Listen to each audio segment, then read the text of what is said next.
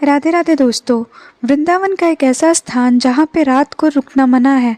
जी हाँ दोस्तों, संध्या होते ही मंदिर को बंद कर दिया जाता है और यहाँ से पशु पक्षी और बंदर भी शाम होते ही चले जाते हैं। आखिर ऐसा क्यों? क्यों निधिवन में इंसानों तो क्या पशु पक्षियों का जाना भी वर्जित है?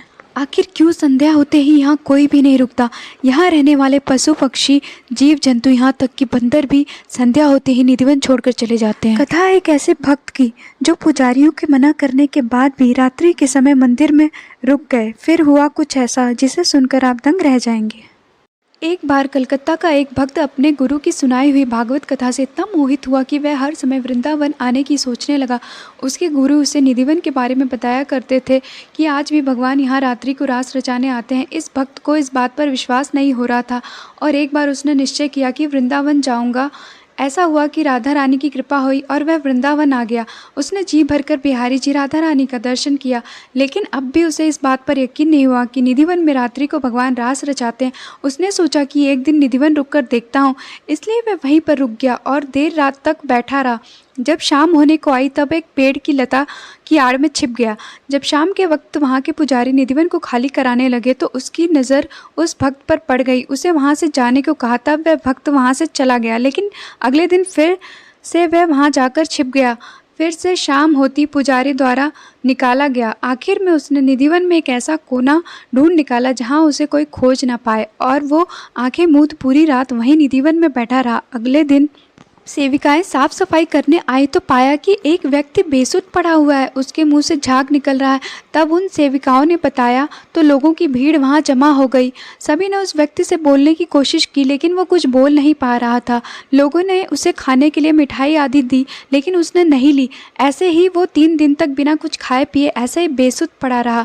4 दिन बाद उसके गुरु जो कि गोवर्धन में रहते थे, उन्हें बताया गया। गुरु जी वहाँ पहुँचे और उसे गोवर्धन अपने आश्रम में ले आए। आश्रम में भी वह भूखा ही रहा।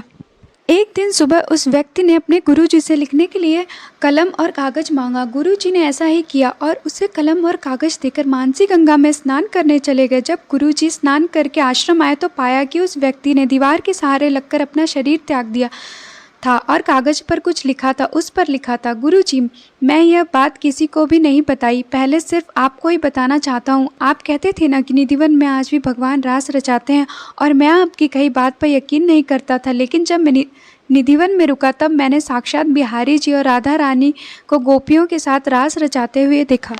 और अब मेरी जीने की कोई इच्छा नहीं है। इस जीवन का जो लक्ष्य था वह मैंने प्राप्त कर लिया और अब मैं जीकर करूँगा भी क्या?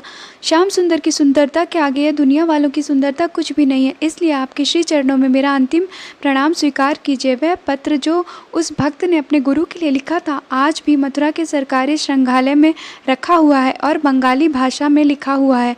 कहा जाता है कि निधिवन की सारी लताएँ गोपियाँ हैं। जब बिहारी जी और राधा रानी रास करने आते हैं तो वहाँ की सारी लताएं गोपियाँ बन जाती हैं और फिर उनके साथ रास करती हैं। रास लीला को कोई देख नहीं सकता। दिन भर में हजारों बंदर, पशु पक्षी, जीव जंतु निधिवन में रहते हैं। जैसे ही शाम होती है तो वह निधिवन छोड़कर चले जाते हैं। यहाँ तक कि चींटी आदि जमीन के अंदर चले जाते हैं। रास लीला को कोई देख नहीं सकता, क्योंकि रास लीला इस लौकिक जगत की लीला नहीं है। रास तो अलौकिक जगत की परम दिव्य लीला है। कोई साधारण व्यक्ति या जीव अपनी आंखों से देख नहीं सकता।